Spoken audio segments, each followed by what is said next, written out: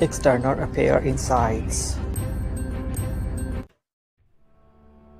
Donald Trump आज के समय दुनिया के वर्ल्ड जियोपॉलिटिक्स में जाना जाने वाला सबसे ज़्यादा फेमस नाम बन चुका है।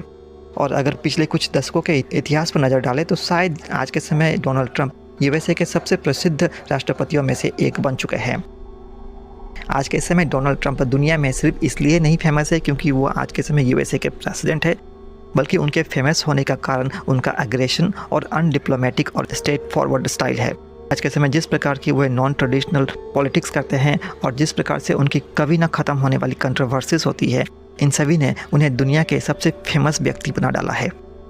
आज के समय कई ऐसे लोग हैं जो उन्हें काफ़ी पसंद करते हैं, परंतु कई ऐसे लोग भी हैं जो उन्हें हद से ज़्यादा नफरत करते हैं। लेकिन आज के समय दुनिया में शायद ही कोई ऐसा होगा जो उन्हें इग्नोर करता होगा। लेकिन क्या आपको पता है कि दुनिया के इतिहास में कई दूसरे ऐसे पर्सनैलिटीज़ भी हुई हैं जो कि डोनाल्ड ट्रंप जितने ही काफ़ी कंट्रोवर्शियल और काफ़ी ज़्यादा चर्चित रहे हैं। आज के समय हम सभी को ऐसा लगता है कि शायद डोनाल्ड ट्रंप काफ़ी ज़्यादा फेमस है, परंतु इतिहास में कई ऐसे पर्सनैलिटीज़ भी आई हैं जो कि डोनाल्ड ट्रंप की तुलना में काफ़ी ज़्यादा कंट्रोवर्शियल और काफ़ी ज़्यादा अग्रेसिव फिगर्स थी।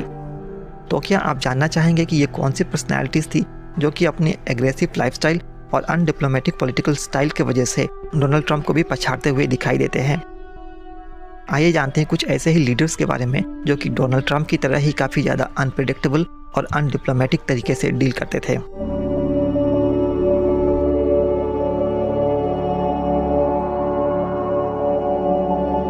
नमस्कार दोस्तों, आप देख रहे हैं एक्सटर्नल अफेयर इनसाइट, जहां पर हम दुनिया में होने वाले इंपॉर्टेंट जियोपॉलिटिकल इंसिडेंट्स का विश्लेषण करके आपके सामने प्रस्तुत करते हैं।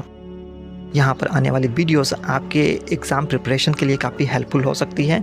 साथ ही साथ यह इंटरनेशनल रिलेशन और जियोपॉलिटिक्स जैसे विषय पर आपकी नॉलेज को एनहांस करने में हेल्पफुल भी हो सकती हैं। तो यदि आप चैनल पर नए हैं तो चैनल को सब्सक्राइब करना ना भूलें, ताकि हमारे चैनल पर आने वाली सभी लेटेस्ट वीडियोस आप तक सबसे पहले पहुँच सके।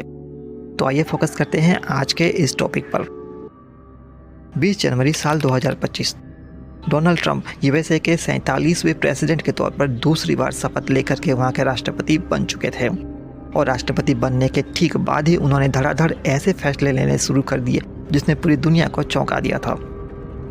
ट्रंप ने आते ही reciprocal tariffs, travel ban, US aid पर रोक लगाना जैसे कई महत्वपूर्ण निर्णय ले लिए, और इन्हीं सभी वजहों से वे पूरी दुनिया में एक कल्ट फिगर के तौर पर देखे जाने लगे हैं।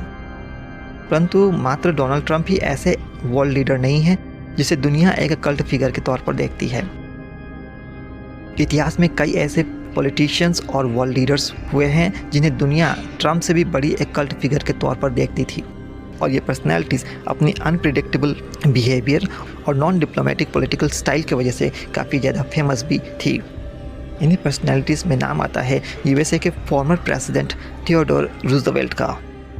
थियोडोर रूजवेल्ट यूएसए के 26वें प्रेसिडेंट थे जिन्होंने साल 1901 से लेकर के साल 1909 तक यूएसए के राष्ट्रपति के तौर पर काम किया था।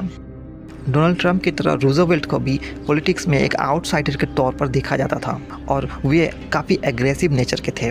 और डोनाल्ड ट्रंप की तरह ही उन्हें भी उनके सपोर्टर्स के बीच काफ़ी ज़्यादा पॉपुलर माना जाता था, और वे एक ऐसे राष्ट्रपति थे जिन्हें मीडिया के हेडलाइंस में काफ़ी ज़्यादा प्राथमिकताएँ मिलती थी। यूएसए के प्रेसिडेंट रहते हुए उन्होंने काफ़ी नॉन ट्रेडिशनल तरीके से पॉलिटिक्स की थी, और ट्रेडिशनल पॉलिटिक्स को हटाते हुए उन्होंने एक new type of non traditional politics और नेशनलिज्म की शुरुआत की थी। उन्हें उनके अनडिप्लोमेटिक और बिग स्टिक डिप्लोमेसी की वजह से भी काफ़ी ज़्यादा जाना जाता है। कुछ उसी प्रकार से दूसरे वर्ल्ड लीडर्स में चार्ल्स डिगोल का भी नाम आता है। चार्ल्स डिगोल फ्रांस के पूर्व राष्ट्रपति रह चुके हैं, और उन्होंने साल 1959 से 1969 तक फ्रांस के राष्ट्रपति के तौर पर काम किया था। और जिस प्रकार आज के समय Donald Trump USA first policies को अपना रहे हैं, ठीक उसी प्रकार से चार्ल्स डिगोल ने भी अपने कार्यकाल में फ्रांस फर्स्ट पॉलिसी को अपनाया था, और उनके एजेंडा में हमेशा फ्रांस को ही प्राथमिकता दी जाती थी। उनके कार्यकाल के दौरान कई बार ऐसा देखा गया कि उन्होंने नेटो जैसी मिलिट्री संस्थाओं के खिलाफ भी काफ़ी ज़्यादा टकराव रखा। कई अलग अलग इश्यूज़ पर उन्होंने नेटो के साथ सीधा टकराव रखा और अपनी अलग नीति के साथ चलने का काम किया। राष्ट्रपति रहते हुए उन्होंने ट्रेडिशनल स्टाइल ऑफ पॉलिटिक्स को त्यागते हुए उन्होंने एक नई तरीके की पॉलिटिक्स की शुरुआत की थी, और उन्हें भी अपने सपोर्टर्स में काफ़ी ज़्यादा पॉपुलर माना जा रहा था। तो इस प्रकार से फ्रांस के former president Charles de Gaulle और डोनाल्ड ट्रंप के बीच में काफ़ी हद तक सिमिलैरिटीज़ देखने को मिलती है। इसी प्रकार से एक और वर्ल्ड लीडर विंस्टन चर्चिल का भी नाम आता है। विंस्टन चर्चिल यूके के 2 बार के पीएम रह चुके हैं और वे ईयर 1940 से 1945 और 1951 से 1955 तक ब्रिटेन के प्रधानमंत्री के तौर पर काम किया था। दुनिया के कई देशों में उसे एक कल्ट फिगर के तौर पर ही देखा गया।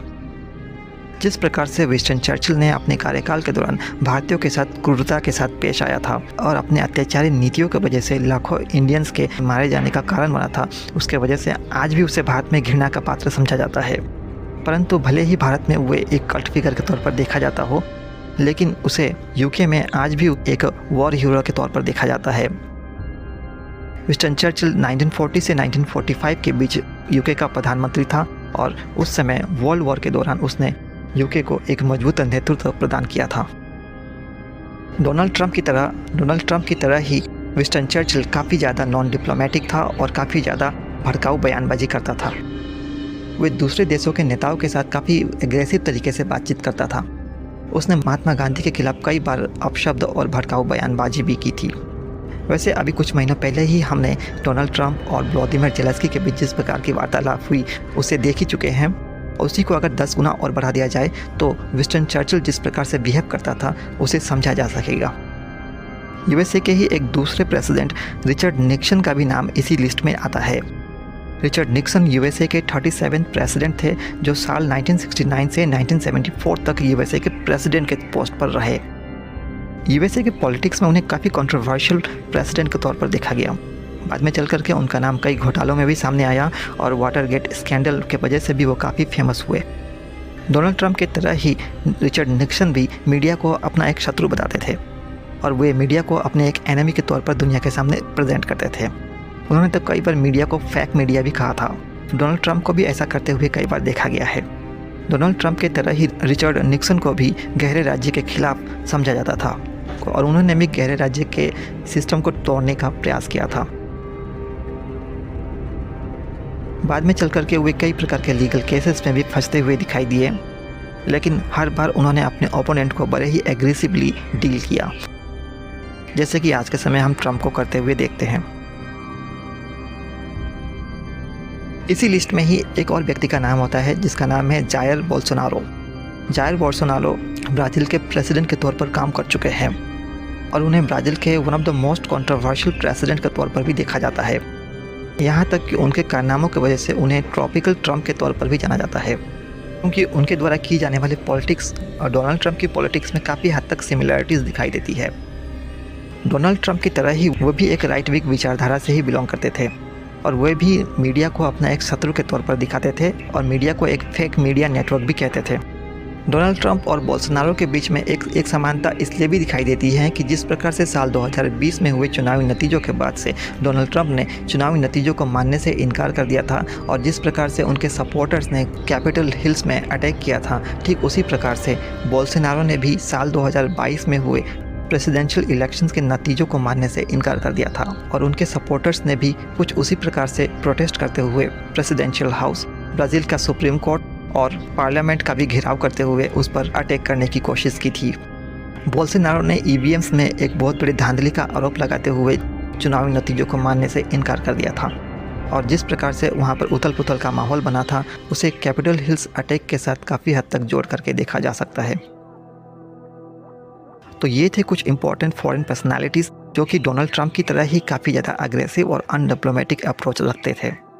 बाकी आपको इन सभी में से सबसे ज़्यादा अग्रेसिव कौन दिखाई देता है, लिखिएगा ज़रूर कमेंट बॉक्स में। और इन सभी के अलावा कोई ऐसे लीडर्स भी है जिसे आप काफ़ी ज़्यादा अनडिप्लोमेटिक और एग्रेसिव मानते हैं तो उसके बारे में कमेंट बॉक्स में ज़रूर बताएं। हम आपके ओपिनियन के विषय में ज़रूर जानना चाहेंगे। तो अब समय आ गया है आज के प्रश्न का। आज का प्रश्न है कि जिस प्रकार से डोनाल्ड ट्रंप आज के समय अमेरिका फर्स्ट पॉलिसी लेकर के चल रहे हैं, ये किस प्रकार से आने वाले वर्षों में वर्ल्ड जियोपॉलिटिक्स को प्रभावित करेगा। विश्लेषण करते हुए इसे 250 शब्दों में लिखें। आशा करते हैं कि आप इस प्रश्न का उत्तर सही प्रकार से लिख पाएंगे। तो उम्मीद करते हैं कि आपको ये विश्लेषण पसंद आया होगा। यदि हमारे विश्लेषण आपको पसंद आते हैं तो हमारे चैनल को सब्सक्राइब करें, हमारे वीडियोस को लाइक और शेयर करें ताकि हमारे वीडियोस के रीच को बढ़ाने में थोड़ी मदद मिल सके। आज के इस वीडियो में इतना ही। हमारे साथ अंत तक जुड़ने के लिए बहुत बहुत धन्यवाद। जय हिंद, जय भारत।